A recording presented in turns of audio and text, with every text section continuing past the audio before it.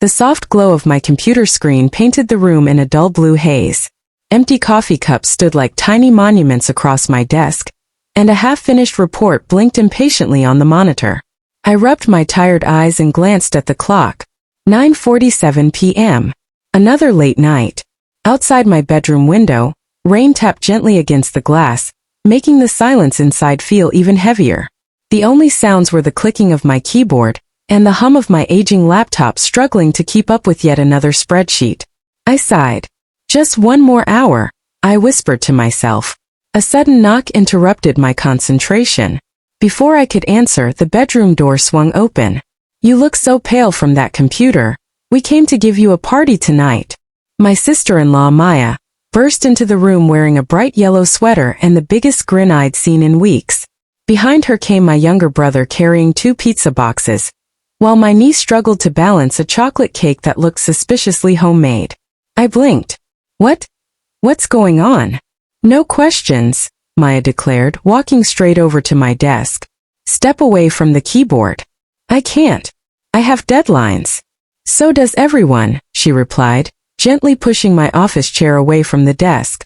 "But no one ever writes on their tombstone, 'Finished all the emails.'" My brother laughed. "She's been practicing that line all afternoon." I couldn't help smiling. "You planned this?" "Of course," Maya said. "Mom called me yesterday. She said every time she speaks to you, you sound exhausted. Then your brother told me you've been working weekends." She looked around the room. "And honestly," her smile faded into concern, "this place looks less like a bedroom and more like a survival bunker." I followed her gaze. She wasn't wrong. Stacks of paperwork covered the dresser. Laundry sat unfolded in a basket. The curtains had been closed for so long I couldn't remember the last time sunlight had entered the room. My niece tugged on my sleeve. "Uncle."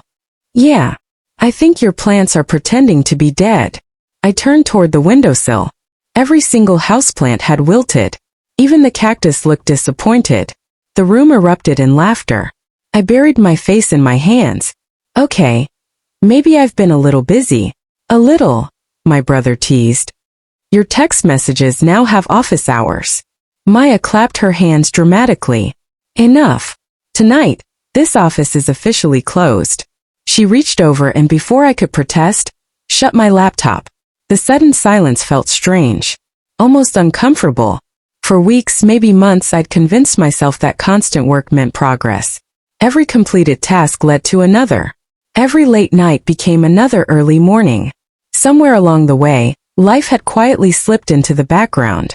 Maya spread a colorful tablecloth across my desk, covering reports and notebooks in seconds. "There," she said proudly.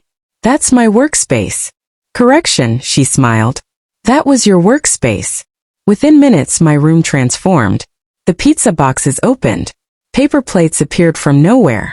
My niece taped tiny handmade stars across the wall using removable stickers because, as she proudly announced, "Mom says landlords have feelings too."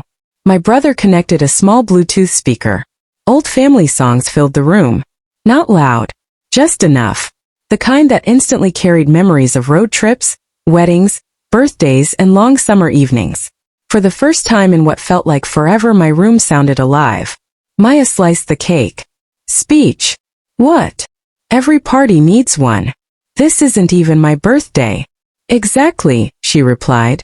"The best parties don't wait for calendars." Everyone looked at me expectantly. I laughed nervously. "I honestly don't know what to say." "Try the truth," my brother suggested. I looked around the room. At my family. At the pizza. At the ridiculous star decorations. At my niece already stealing frosting from the cake. Then I looked at the dark computer screen. Its reflection showed someone I barely recognized. Tired. Pale. Always rushing. I began slowly. I forgot that being busy isn't the same thing as living. Nobody interrupted. I kept telling myself I'd rest after the next project, after the next deadline, after the next promotion. I smiled weakly. "But there's always another one." Maya nodded gently. "There always will be." I took a deep breath. "So, thank you." "For what?" my niece asked. "For reminding me that people can knock on your door without bringing more work." She grinned. I brought cake instead. The better option, my brother agreed. We laughed again. Real laughter. The kind that loosened something tight inside my chest. Rain continued falling outside, but it no longer felt lonely. We ate pizza straight from the box, played ridiculous guessing games, argued over which family vacation had been the funniest. My niece convinced everyone to wear paper party hats she'd secretly packed in her backpack. Even me. Especially me. Hours slipped by unnoticed. No notifications. No spreadsheets. No deadlines. Just stories, laughter, and people who loved me enough to interrupt my routine. As they prepared to leave near midnight, Maya paused at the doorway. You know, she said softly, the work will still be there tomorrow. I nodded. I know. But tonight. I looked around the messy room that somehow felt warmer than it had in months. The party was exactly what I needed. She smiled. Good. Then she pointed toward my closed laptop. And maybe tomorrow. Open the curtains before you open that. For once I didn't argue. Because some reports could wait until morning. Family couldn't.